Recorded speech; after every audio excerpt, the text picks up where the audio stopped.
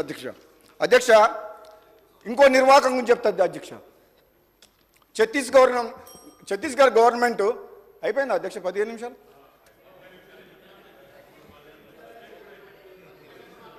అంటే అధ్యక్ష వీళ్ళు చేసిన పాపాల గురించి చెప్పాలంటే గంటల తరబడి మాట్లాడవచ్చు. నిజంగా చెప్పాలంటే మాత్రం గుండె తరుక్కపోతుంది అధ్యక్ష, గుండె తరుక్కపోతుంది, బాధ అనిపిస్తుంది. ఆవేదనతోటి బాధతోటి మాట్లాడుతున్న మాటలే తప్పితే వాళ్ళని నిందించాలని వాళ్ళని విమర్శించాలన్న ఏమాత్రం ఆలోచన ఉద్దేశం లేదు అధ్యక్ష.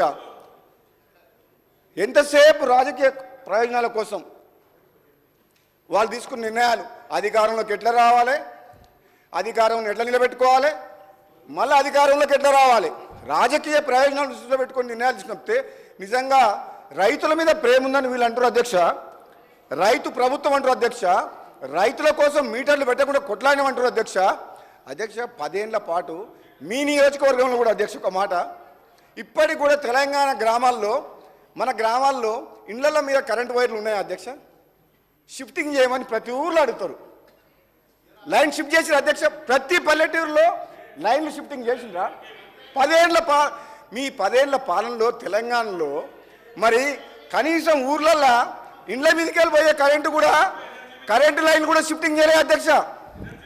ఒకప్పుడు వేసిన కరెంటు పోల్స్ 50 మీటర్లకు ఒక దగ్గర ఉండాలి, ఒక పోలు 50 మీటర్లు ప్రతి పోలు మధ్యన 80 మీటర్లు 100 మీటర్లు వైర్ అంతా కిందికి దిగబడి కరెంట్ షాక్ కొట్టి ప్రమాదాలు చనిపోతుండ్రు అధ్యక్ష. అన్నిటికంటే ప్లాంట్లు కడతామంటుండ్రు, అడిషనల్ ట్రాన్స్ఫార్మర్స్ ఇప్పటికి కూడా మా నియోజకవర్గం మున్గోడు నియోజకవర్గంలో ఎక్కడ పోయినా ఏ ఊరు పోయినా ఓ 25 kVA ఉంటే 5 నడవాలి మోటార్లు 5 HP, 8 9 ఉంటాయి.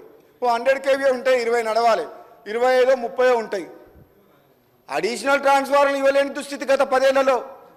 ఫోన్ లైన్ షిఫ్ట్ చేయలే ఇండ్ల మీదకి వెళ్ళి, అడిషనల్ పోల్స్ ఇచ్చి కరెంటు కూడా సక్రమంగా రైతులకు కరెంటు సరఫరా చేయలే. అన్ని ప్రమాదాలు ఎక్కడ పోయినా ఊర్లలో. అది అడుగుతలేరు అధ్యక్ష, మీకు తెలియదు అధ్యక్ష. ఇక్కడ ఉన్న సభ్యులందరికీ తెలుసు వాళ్ళ నియోజకవర్గాల్లో డే టు డే ప్రాబ్లమ్స్.